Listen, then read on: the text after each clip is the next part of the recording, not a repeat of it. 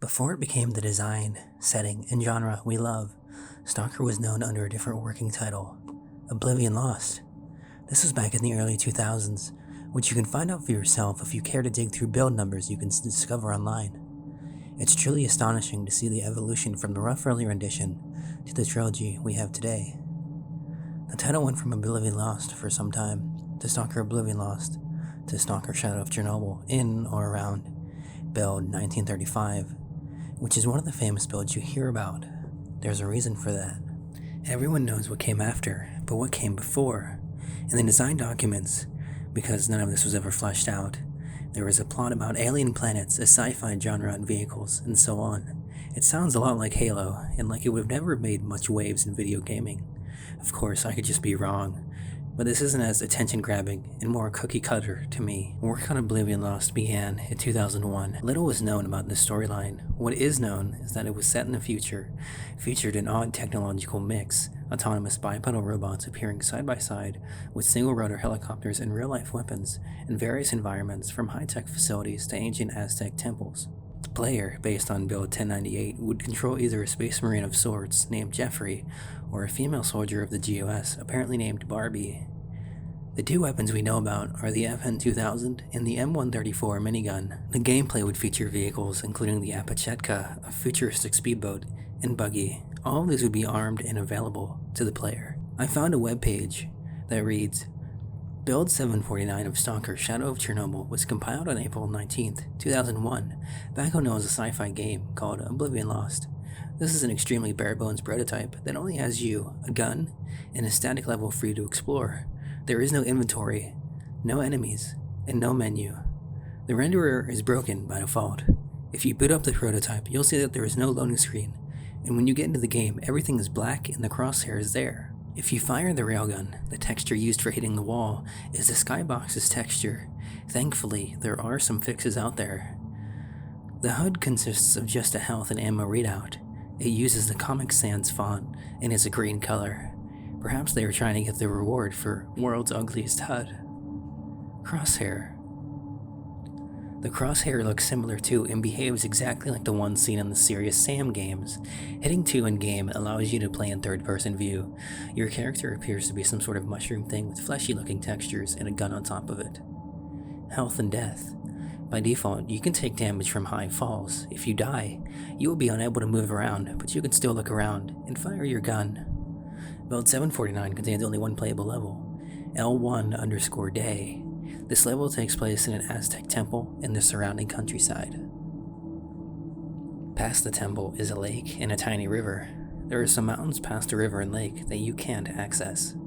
You start off in the temple in some sort of room with torches. Behind you are some stairs that lead to the perimeter of the temple. There is a hole you can hop into that will kill you. One side of the room has staircases that lead outside. After going up the stairs, you'll end up on the top of a medium-sized temple with 2 towers on it. There is a broken bridge on one side. On the center of the top is a hole that leads to a room with 2 toppled pillars. A path to the top of some damaged hallways, or a small hall that leads to a room that has stairs that lead back to the top. The lower outer part of the temple consists of 4 areas. One is 2 hallways with some of the wall damaged on one of the halls. Another is a pool in a semi-indoors area. The opposite side of the first pool has a deeper pool that you can't get out of when you get in it, while the last part has stairs that lead directly down to the lower outer temple. There are stairs that let you go to the top of the temple.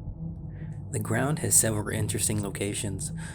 One side has a small river with a giant mountain on the other side. You can walk down a hill and walk over the water Jesus style to get to the mountains on the other side.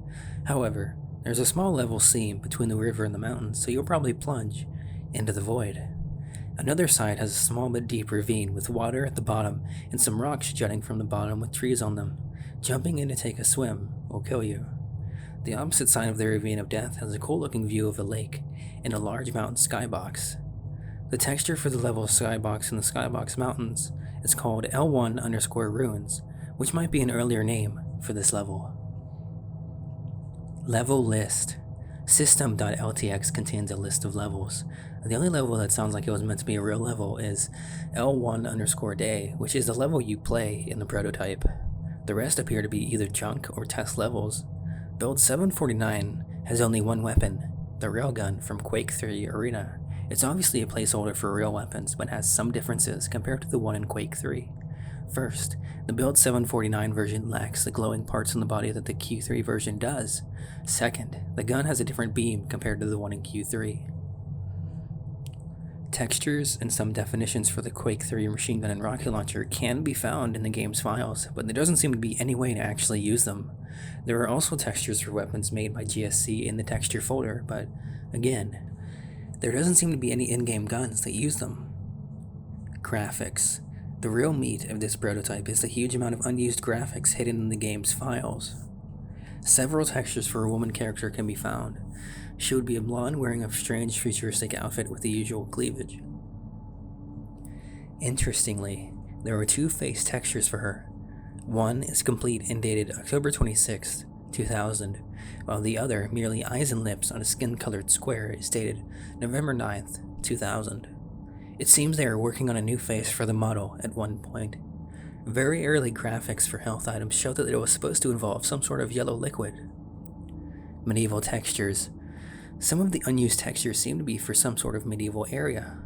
One of the graphics is notably different in style from the rest of them, while another appears to be a tiny photo of medieval artwork from Britain. The rest are a light gray brick wall with different objects on each texture, such as one having a wheel in front of the wall while another will have some wooden bars. While there are no enemies encountered in the prototype, C++ code governing their intelligence can be found in the game's files.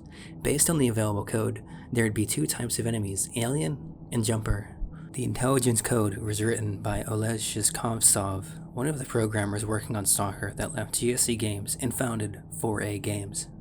I'll leave the link for this website in the description for those interested to read the rest. Assume you don't want to hear about every file, be it an image or .eds, and speculation on them from this website. It's really cool to see the developers apparently become martyrs for Quake though. This page was last edited on 29th of December 2023 at 2011. Isn't that neat? Information is still being dug up about this game, this unfinished product, 20 years later. Talking about dedication. I chatted with Tejas Stalker as we have about Tarkovsky films, early builds, and Fire Lake, but little is known about how or why GSC shifted from futuristic sci-fi alien shooter to post-apocalyptic survival horror. It's a pretty extreme change. Somebody apart from Tejas responded, and this is what they said. This sounds plausible enough, so I'm going to include it. Not him, but at one point they gave up on the idea of having Oblivion Lost take place on various planets and switched over to Crimea, where an alien satellite directing evolution of life on Earth over millions of years, called the Black Monolith, would have crashed, causing the local wildlife to enter a state of hyper-evolution. The idea was further developed, and GSC decided to add an NPP in Crimea, exploding to the mix. Then Sergei visited Chernobyl, which left an impression on him, and he decided to make the game take place there. Some team members opposed this as the disaster was still in recent memory, but they changed their minds when he took them to the exclusion zone. Now, where the tonal shift came from was never explained, but my guess is there was a lot of futuristic shooters on the market at the time, and they decided to make something novel. I, for one, am profoundly interested, so if any among you have anything to offer, by all means, please do so. Remember, this project, Oblivion Lost, began in 2001, and it was scheduled to come out in 2003. 4 years later, in 2007, we have something entirely different. How's that for inspiring? If there's any points I missed, glazed over, or neglected entirely, please let me know.